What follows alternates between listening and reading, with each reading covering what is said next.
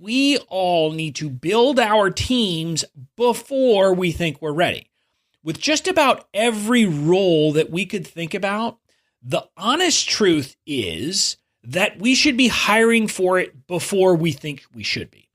And I've learned this myself the hard way in a lot of ways because I have tried to do it all myself. Welcome to the Online Genius Podcast, where host and renegade thinking beer brewing lawyer turned online entrepreneur Bobby Klinck proves that building and protecting your online genius doesn't have to be rocket science. Bobby and his expert guests break down online marketing and the legal stuff so you can stop sweating the small stuff and get back to building your amazing business.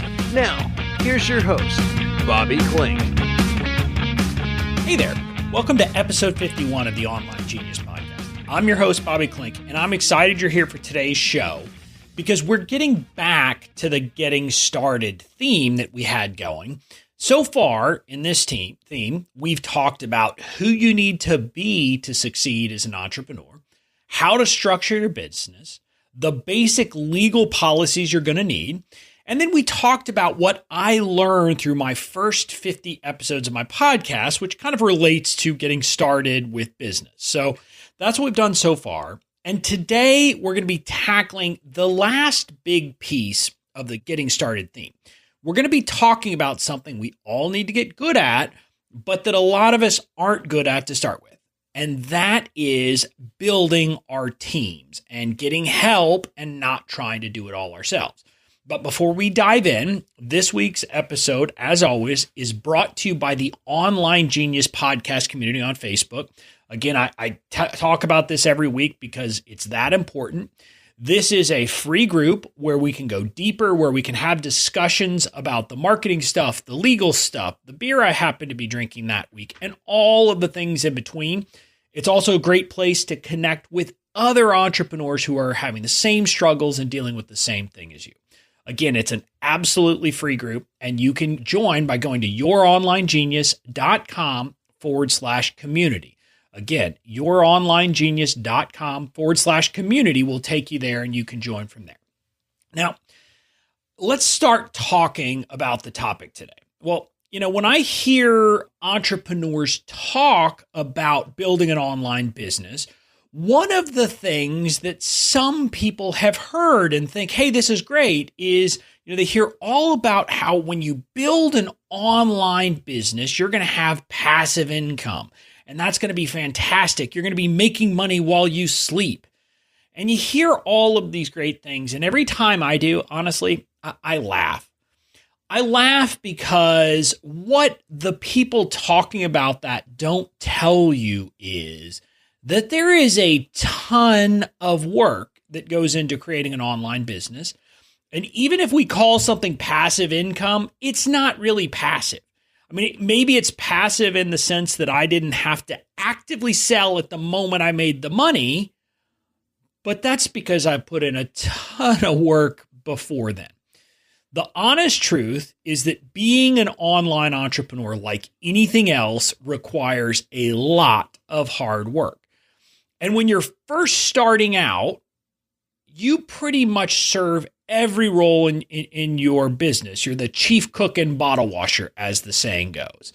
You're the one who has to create the product. You're the one who has to handle all the marketing. You're the one who has to set up the tech. You're the one who has to figure out the books. And you're the one who has to do just about everything else. But as you grow, and if you're going to want to be successful over the long term, you're gonna need to build a team, because the fact is we can't do it all. Even though we sometimes think we can, we just can't. And if we continue to try to do it all, we end up not doing it very well. So today we're going to be talking about that subject. We're going to be talking about why you need to build your team and what are some of the objections that people have. And these are things that I've struggled with myself and why you need to overcome those. And then we're going to talk about the pieces. I mean, who are kind of the team members you should be thinking about adding, who are the vital ones, etc. And then we're going to talk about the legal stuff that you need to consider when you start doing that. And, when we talk about building a team, I just want to be clear. I'm not necessarily talking about bringing in full-time employees.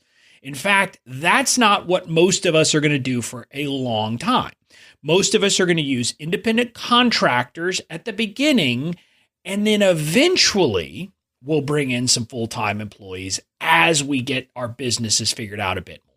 So again, when I'm talking about building a team here, don't think I mean going out and hiring an employee. Maybe you're there, but maybe you're not. What I'm talking about is just starting to get the people in place to help you with your business. So with that, let's kind of dive in. And we're going to start with the why. And so this first area is somewhere where I'm going to have to give you some tough love. I needed it, and I still need it. I got to be honest with you. But the fact is that we all need to build our teams before we think we're ready. With just about every role that we could think about, the honest truth is that we should be hiring for it before we think we should be. And I've learned this myself the hard way in a lot of ways because I have tried to do it all myself. And, I just thought, hey, I can do this. I thrive when I've got a bunch of balls in the air. I'm the one, I can handle it. And there were a lot of other reasons why I didn't want to hire someone. But the reality is that when I did that, what ended up happening is I was dropping a lot of balls. And it was, some little stuff sometimes and some big stuff sometimes. Because the fact is that if you're trying to do it all, you're not going to be able to. But here was the bigger thing. I ended up spending my time working on stuff that I shouldn't have been. It wasn't the high value work that only I could be doing. It was things like messing around with my website and things, screwing around with little design work. Why in the world was I doing that? There's no reason I should have been, but I was. And so as a result, I was dropping balls and I was not spending time creating the content. That's my high value work, or interacting with people, or thinking through the big picture vision and goals for my business over the long term.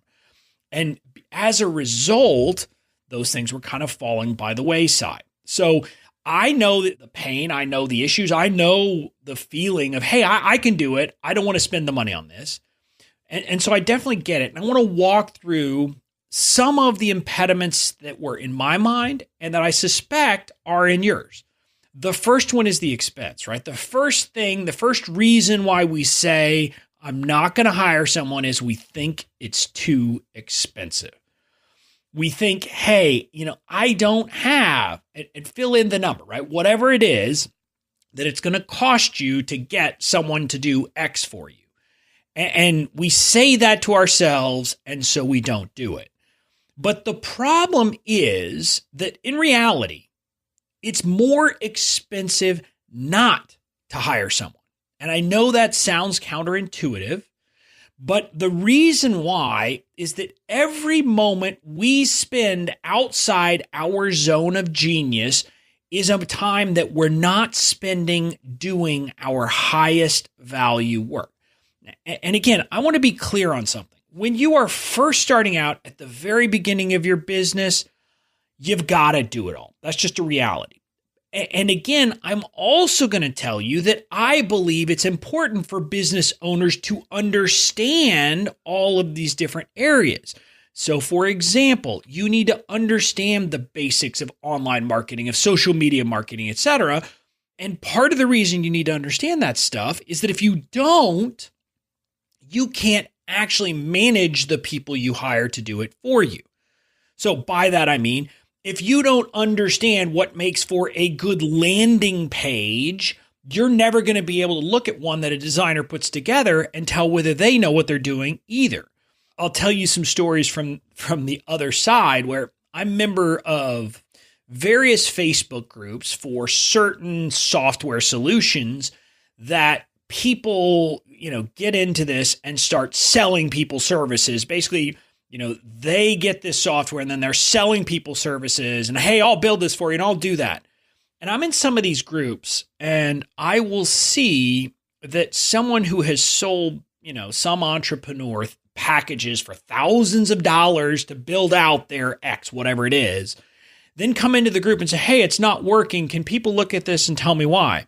And I take a look at it and I immediately see, man, this looks like it was put together by a third grader. And I exaggerate a bit, but the point is anyone who knows a little bit about online marketing would know this is not right. And I can think of landing page examples of this that people had where there were just obvious flaws and it looked horrible. And I was like, and someone paid you thousands of dollars to do this for them. That only happens because the entrepreneurs don't know any better. So I believe that you do need to become proficient in all of these things. You need to understand things like content marketing. You need to understand a good sales page. You don't have to be able to build it, but you need to be able to look at it and say, oh yeah, that makes sense. That's good. You need to know a good opt-in page when you see it. You need to have some basic knowledge of funnel design so that you can understand these ideas of what you're doing with someone as they move through your process, your products, etc. And so, yes, you need to get that basic knowledge, but at the same time, you don't need to be the one actually executing it after you have that knowledge. And the reason why is, number one, you're going to take longer to do it than someone who you would hire, but also every minute you spend on that is a minute you're not spending on something that only you could be doing. Let's use me as an example, right? I should be creating the legal content, the legal products, etc. Every minute that I spend, futzing around with a sales funnel or trying to move things around on my website. And by this, I mean like literally trying to learn coding so I can move a little piece from one side to the other. That's a minute that I'm not spending doing my highest value work.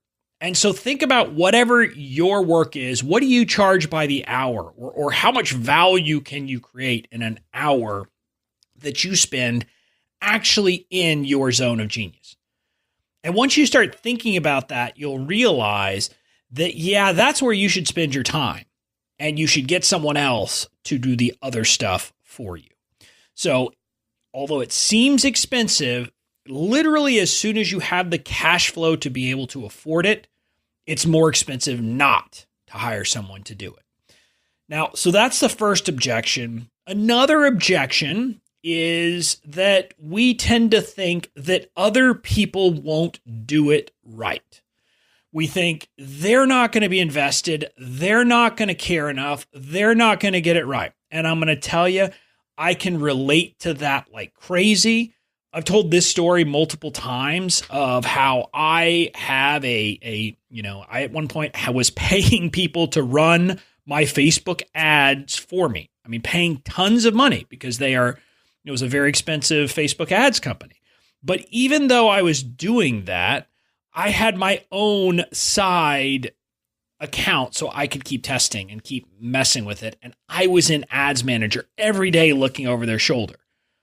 Again, that was stupid of me. There's no reason I should have been doing that.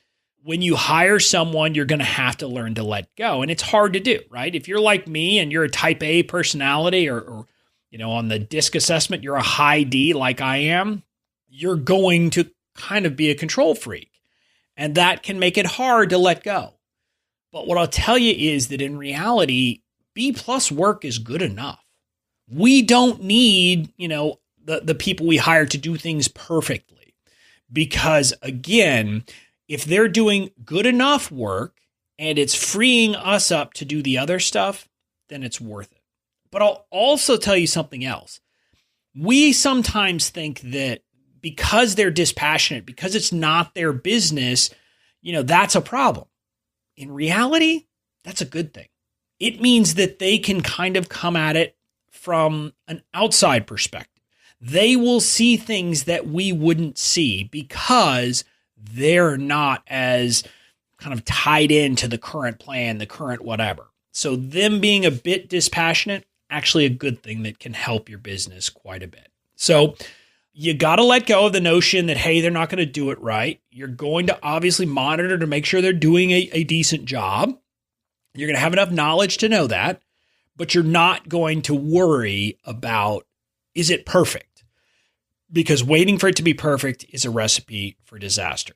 Now, the next objection, this is one that really, I think, is often an objection to doing any of the stuff that has to do with setting up systems, setting up any kind of process in your business. And that is that you think it's going to take longer to train them to do it than it would to do it yourself. And the honest truth is that is absolutely positively true, at least the first time. Meaning when you're first training someone to do something that you know how to do already, you're going to have to spend more time to train that person than it would take you to do it, because you can't just do it. You have to actually document what you're doing and show them, etc. But the reality is that that's life in setting up systems. And in the long run, you're going to save time, you're going to save money, etc., because it's not the cost savings the first time, it's what happens the second, the third, the fourth, the fifth, the 157th time that task has to be done. That if you don't ever take the time to train someone, you're going to have to do it each time. And so that's part of the issue. Now, again, also part of the issue is obviously if you have, someone who already knows this area. So, you hire someone who's an expert in a particular thing, you're not going to have to train them. So you don't have to worry about that there. And another thing is you don't have to think about, hey, I've got to create, crazy, SOP, standard operating procedures that are big, long documents, etc. No, you could just get on, use Loom or some kind of video app and just shoot a video as you're doing something and then give it to the person. And then that will show them how to do it, because that makes it pretty easy. If you just use Loom and it'll show them what it is that you're doing. That's an easy way to train people without having to stop and say, step one is this and step two is this. No, you're just showing them.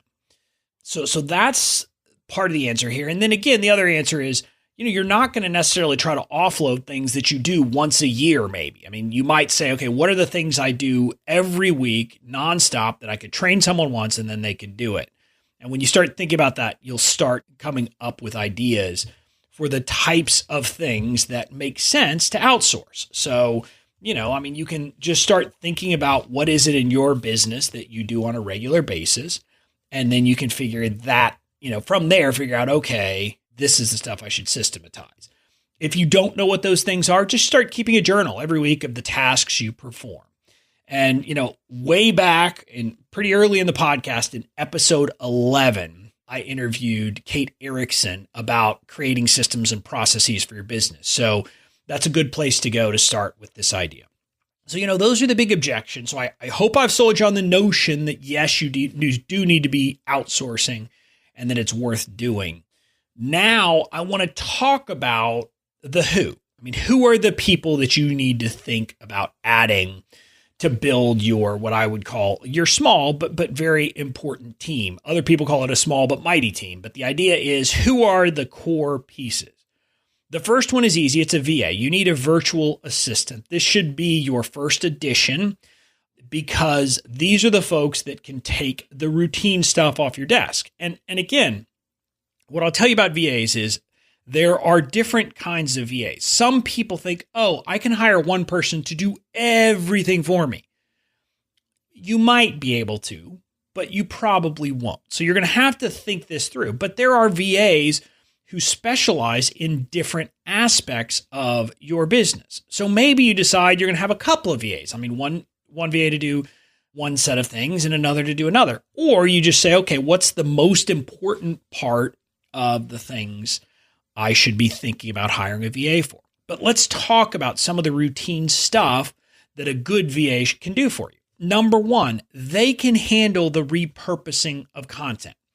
And what I mean by that is, for example, a good VA could take, once my podcast episode is ready, so let's just use this one. Once this episode 51 is ready, all the show notes are prepared, everything is done, and it's ready to be published, a good VA will be able to take that and then say, okay, let's repurpose it. Let's go ahead and create the graphics from templates, but let's create the graphics that we're going to need for the various social media sites.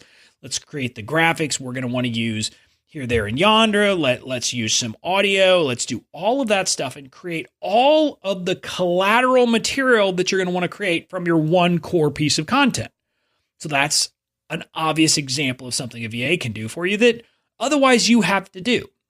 I was literally, as I'm recording this today, someone I know, another entrepreneur, was doing a Facebook Live talking about how, we all hear about this, hey, we've got to have our weekly content, and that's all well and good, but our weekly content, creating that is one piece, but then there's the promoting and everything else like that. Well, a good VA can do all the promoting, all the other stuff for you. So if you can create the weekly content and get a good VA and have a good plan in place, your VA can help you then take that piece of content and kind of spread out the spokes from your hub and spoke system where you're really directing at different places. A good VA can do social media and basic social media at least. Some VAs will specialize in social media, so they can do that for you. They can be very good at that. But again, it depends on what your purpose is. You need to have a plan. Say, hey, my content, what do I want? I want Facebook posts. I want a tweet. I want a this. I want a that. And again, if you have a VA and you have templates set up and you have basic processes, they're going to be able to do those kinds of things for you because it's taking the existing content and going from there. Obviously, a good VA could handle basic uploading of content. So they should be proficient in whatever web software you're using. If you're using WordPress, they should be proficient in that. If you're on Squarespace, they should know that, et cetera. They should be able to work their way around your system so that if you need them to put something up, they can. And again, this is not web design, but I'm saying putting up a blog post. If you gave them the content, they should be able to upload it, for example. They can handle scheduling tasks for you. Again, hopefully these days you're using something like an Acuity, a Schedule Once, or a Calendly, so you don't necessarily have to, do kind of back and forth emails with scheduling, but sometimes that'll happen. And having a VA who can do that for you is great. You could, if you wanted to, have your VA handle your email so that they go through it the first level and they kind of handle the first, blush, and then you go from there. That's one way that you can definitely save some time because we spend a lot of time on emails. Again, now I'm scratching the surface here as I'm talking about a VA. I think you can start to think about how there's all of these things, routine, different stuff you do in a day or in a week that you could get a VA to do and hand that off to them. Again, a good VA service will help you figure all this out. A part of this process and part of why this is good is the process of hiring a VA will require you to think through your overall plan for content and your plan for social media. And then you'll lay out that plan and then your VA executes it for you. So part of the value of hiring a VA isn't just taking stuff off your plate. That's definitely a big part of it. But it's also that they will be someone, the process of doing it will force you to actually figure out what you want to be doing. Now, a VA will also obviously be able to help you during busy times, during launch. There are VAs who specialize in helping during webinars, but again, any proficient VA should be able to help you with that, et cetera. So you can just kind of start to see how this is the obvious first place to start. Now, another person I believe you need to have on your team is a go-to designer. Now, again, this is almost never going to be an on-staff person. You're not going to hire this person full-time unless you're really big. But the point is that you are going to need various pieces of design work done during your tenure. For example, you're going to need graphics for social media. You're going to need graphics for launches. You're going to need graphics for sales pages. You're just start thinking about it. You're going to need graphics all over the place, graphics for lead magnets, etc. And we definitely have no business doing this ourselves. And also, you could go find someone on Fiverr each time, but spending time, each time you need a new graphic to find someone new is a pain, right? I mean, you have to find them, you have to figure out, do they know what they're doing? And then you have to mess with it, etc. Not a good plan.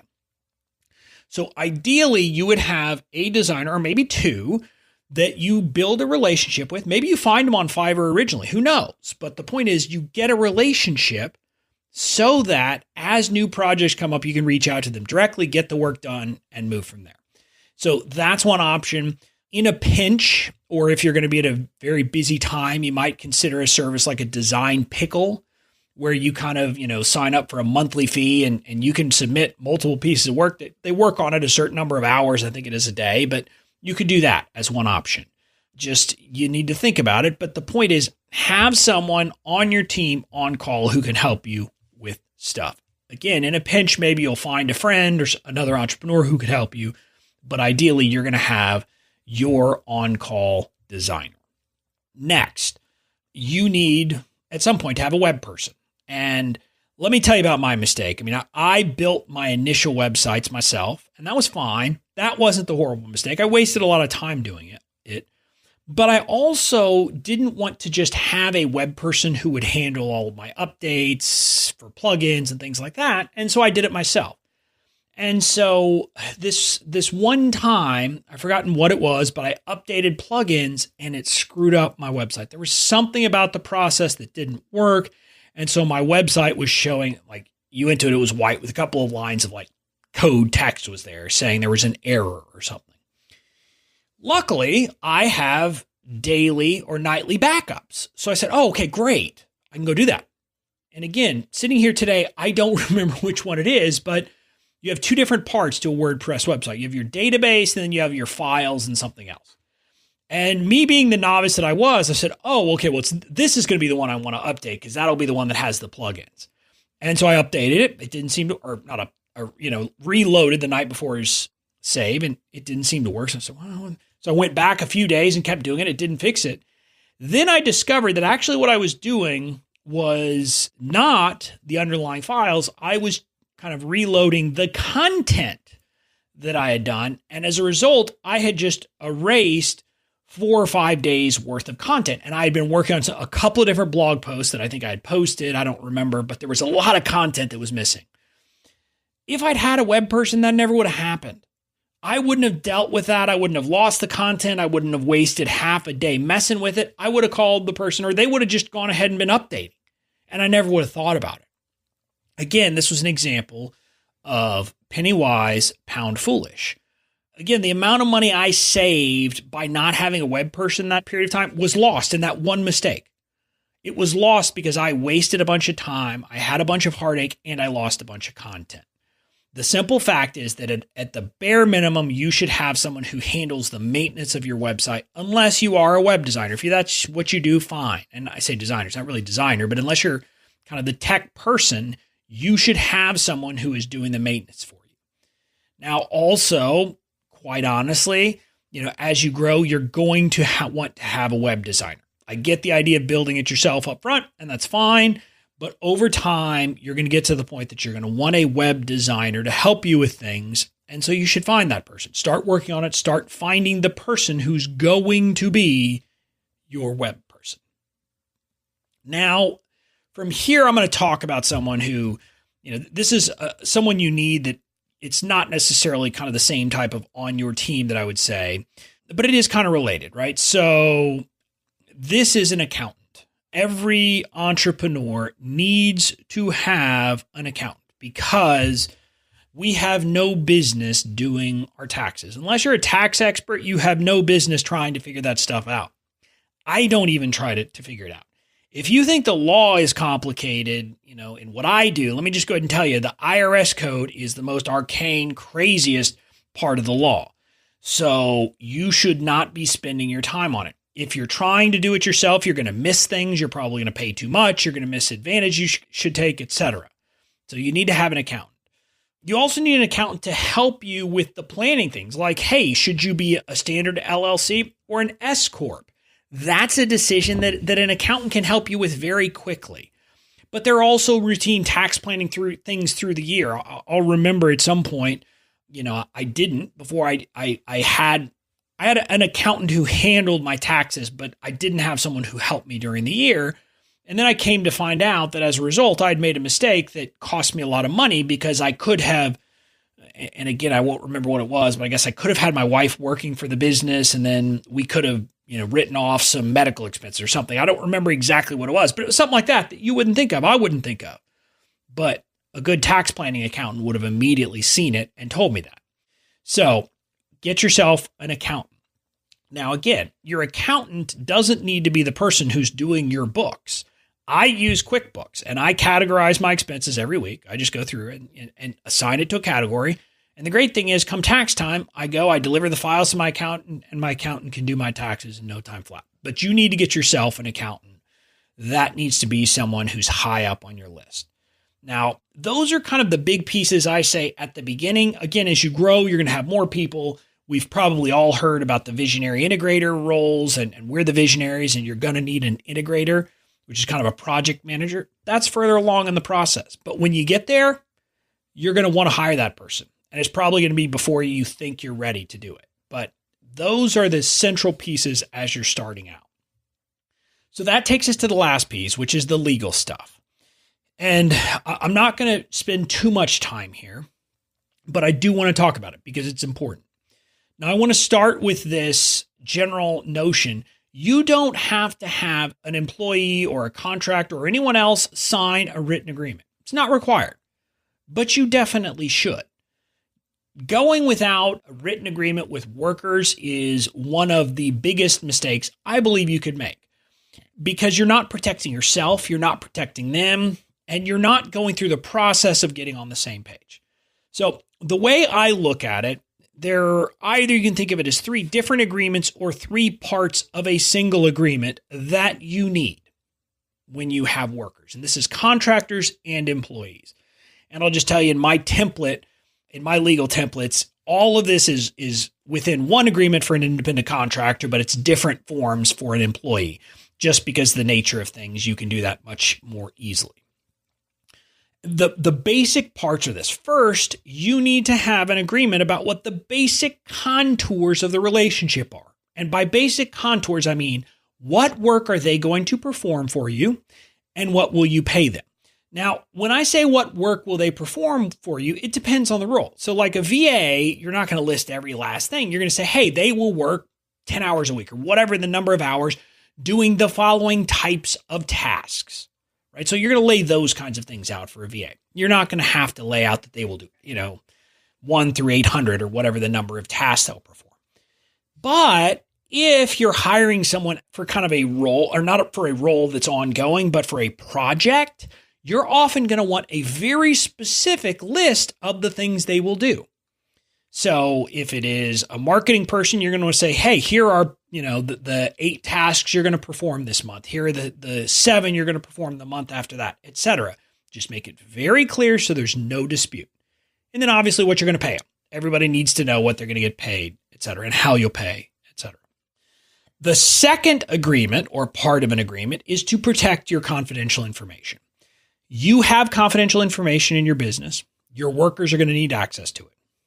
So you need to make sure that they can get access, but are required to keep it confidential. That way you don't lose the protection for that information down the road. So that's a confidentiality clause that you're going to want with every worker. Finally, you're going to want a clause transferring all intellectual property that they may create while they work for you to you. Now, you might have a claim of ownership without having this, but it'll be murky. So what you're going to want is a statement that they agree at the first element that you own the intellectual property, but that if they own it, they're transferring it to you. So you need to have that in as well. So again, that's kind of in a nutshell the 3 big agreements. The contours of the relationship, a confidentiality clause, and an IP transfer. Again, there's going to be other boilerplate stuff, but those are the big agreements you definitely need. So that's it. That's this episode in a nutshell. I hope you enjoyed it. I hope you will take this to heart and go look and think about how you can get your team going so that you're actually going to be able to spend your time doing the most important work that you should be focusing on. That's it for this week's episode. If you're enjoying the show, again, I hope you'll subscribe, leave a rating and review. That'll help other people see it. And join the Online Genius community by heading over to youronlinegenius.com/community. I'll be back next week for episode 52, where we're going to go into a new theme about your content strategy and creating regular content. I'm looking forward to it, and I'll talk to you then. Thanks for listening to the Online Genius Podcast. Make sure to tune in next week for more great tips, tricks, and strategies to help you build and protect your online genius.